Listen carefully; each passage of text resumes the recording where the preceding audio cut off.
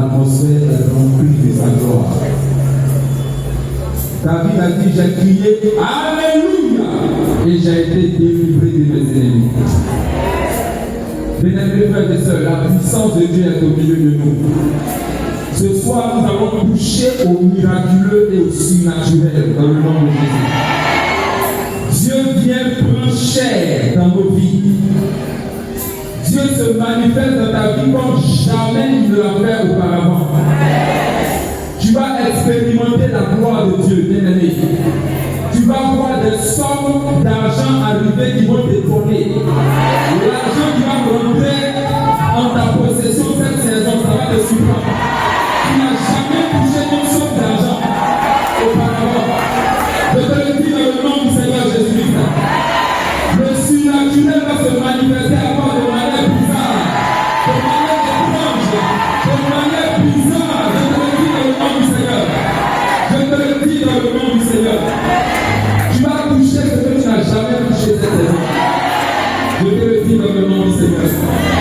Bénis le Seigneur, rends grâce pour ces 3 jours. Dis-lui merci.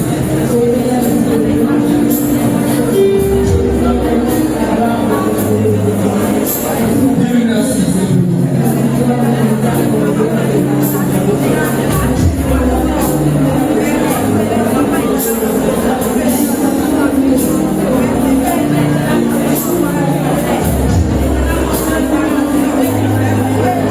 Dis-lui merci parce qu'il sauve ta vie.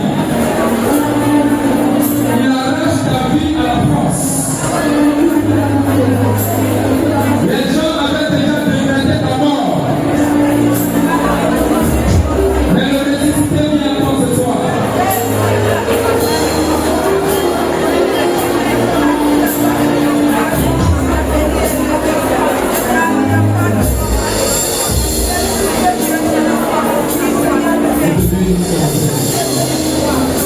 Dans le nom de Jésus. Est-ce qu'on peut acclamer le Seigneur?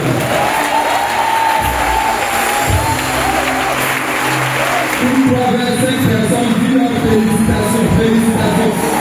Dis à 5 personnes, félicitations. Félicitations. Bienvenue dans ta saison de gloire. Bienvenue dans ta saison de victoire. Dis-lui félicitations.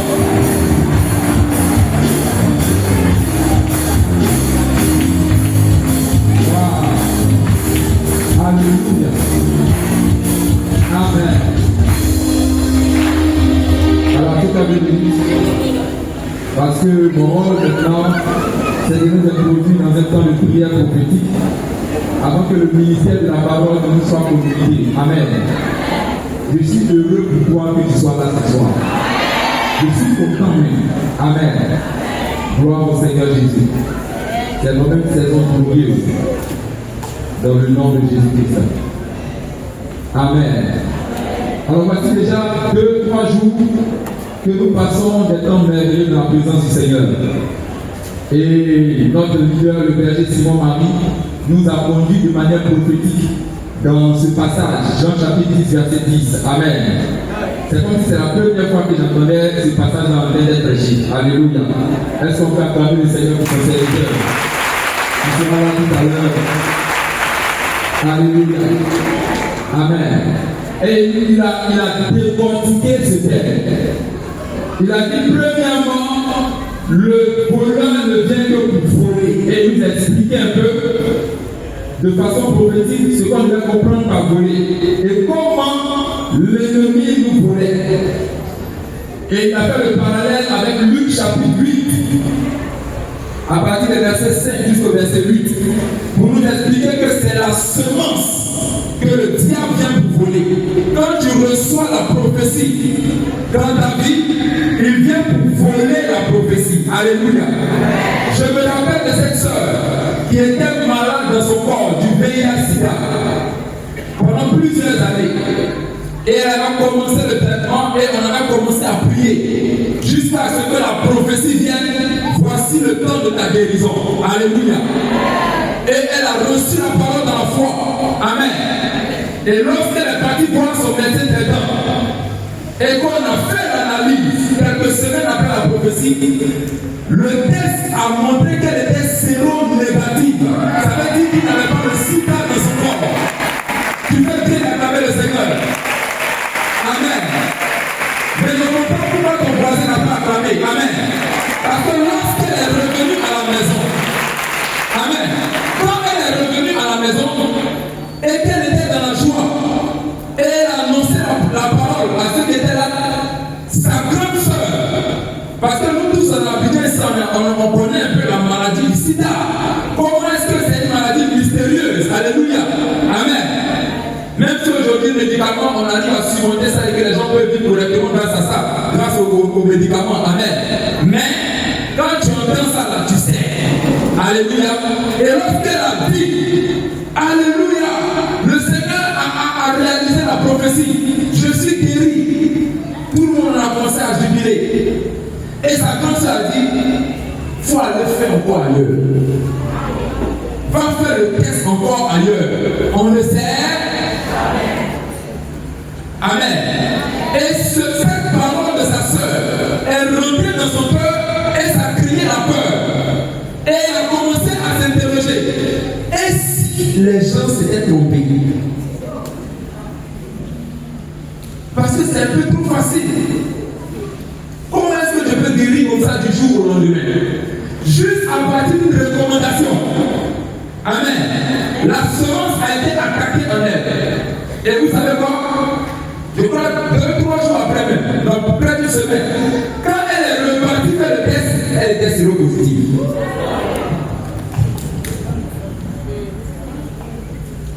Et elle est rentrée à la maison en pleurs. Pourquoi? La semence venait d'être attaquée. La semence venait d'être volée. Sa soeur a fait peut-être pas pour lui faire du mal. Amen. Elle a dit peut-être que c'était de bonne foi. Amen. Mais en le disant, ça créait quelque chose dans la personne qui était concernée. Et après, la semence a été attaquée. Amen. Mais gloire soit rendue au Seigneur. Aujourd'hui, où je te parle, la sœur est mariée et elle a 2 enfants. Elle va bien, son mari va bien, tous vont bien. Parce qu'après, elle s'est assise et elle a réfléchi. Et puis, elle a permis à la semence de reprendre vie en elle. Elle est restaurée totalement. Aujourd'hui, je te parle. Alléluia. Donc, cette partie de vol est très importante et subtile. Et hier, le berger nous a rappelé encore qu'en plus de voler, le voleur vient pour faire quoi? Il détruit. Amen. Il détruit. Il garde. Ça veut dire que quand il n'a pas pu voler, il garde. Ça, c'est la deuxième phase. Il garde. Il détruit. Quand cette semence de livret a été déposée, quand le blé a été semé, il est venu mettre l'ivraie pendant que les gens dormaient. Et les gens disent, Seigneur, on va couper l'ivraie. Le Seigneur dit, si vous faites ça, vous allez garder le blé. C'était ça le but.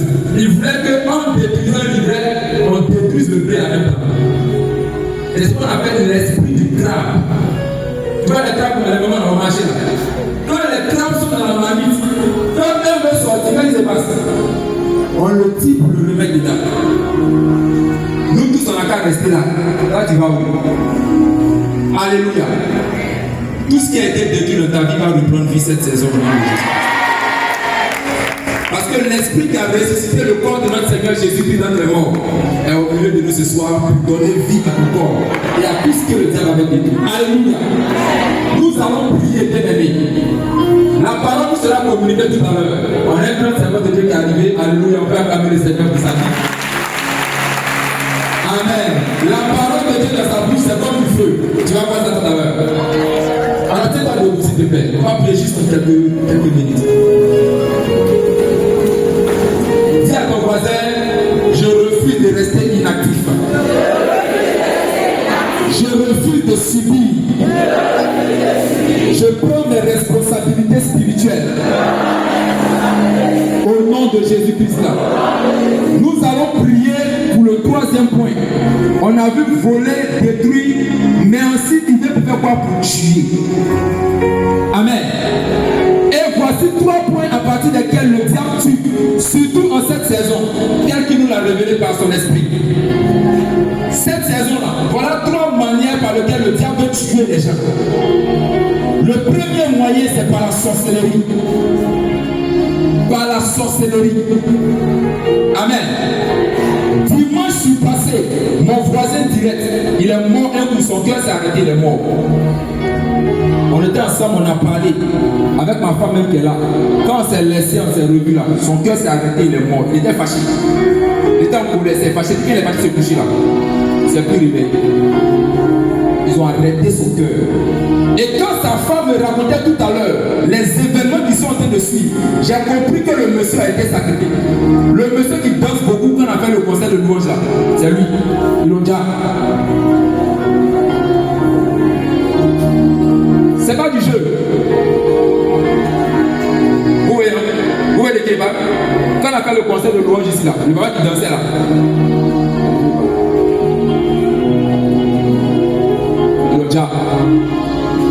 La sorcellerie vient pour tuer.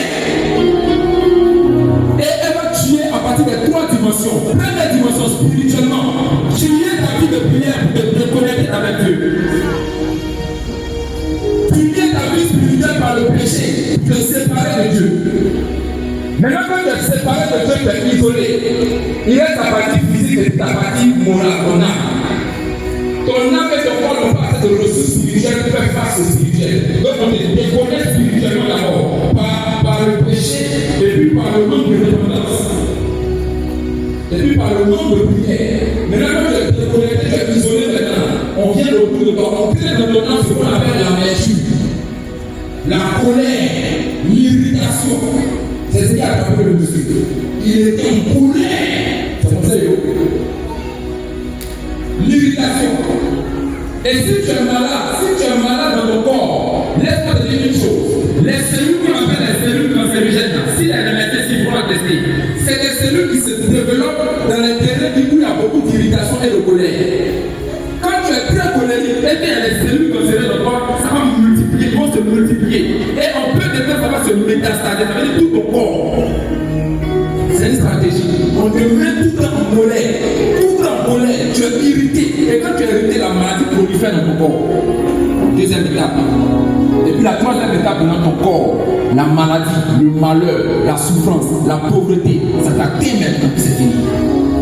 Que quand le gars tombe là, tu crois que c'est là qu'il est mort, mais il y a longtemps qu'on finit à lui. Si toi tu travailles pas, tu as agité les tomates, c'est pas gratuit, peut-être on a tué en mort. Alléluia. Alléluia. Donc pour traiter avec la mort, il faut revenir à Dieu dans la repentance. Quand tu reviens à Dieu, tu es reconnecté à lui par le sang de Jésus. Maintenant que tu es reconnecté, tu demeures en Jésus maintenant. Tu restes là. Maintenant quand tu es là, tu ne dois pas rester inactif. Tu es là par les sacrements, par la vie de prière. Mais troisièmement, tu dois utiliser la puissance de Dieu dans la prière. C'est pourquoi Paul dit qu'on ne combat pas avec la chair et le sang, mais on se saisit de la puissance de Dieu pour détruire les femmes, les forteresses, les faux raisonnements, et pour amener toute pensée captive à l'obéissance du Christ. On n'a pas beaucoup de minutes parce que la parole nous sera communiquée tout à l'heure. Donc j'aimerais que tu sois vraiment focalisé sur ce que tu dis. Et puis, l'un des moyens de pouvoir déclencher la puissance qui va passer du spirituel au physique, c'est que pendant que tu pries et pendant que tu parles, il faut que tes pensées soient animées sur tes paroles. Il ne faut pas juste parler pour parler. Quand tu parles pour parler, c'est comme si tu gaspilles l'énergie. Mais quand tu parles avec tes pensées qui sont focalisées sur ce que tu dis, tes pensées donnent une direction à la puissance. Et puis la puissance atteint son objectif. C'est pourquoi Jésus dit, si tu pries à la montagne, déplace-toi.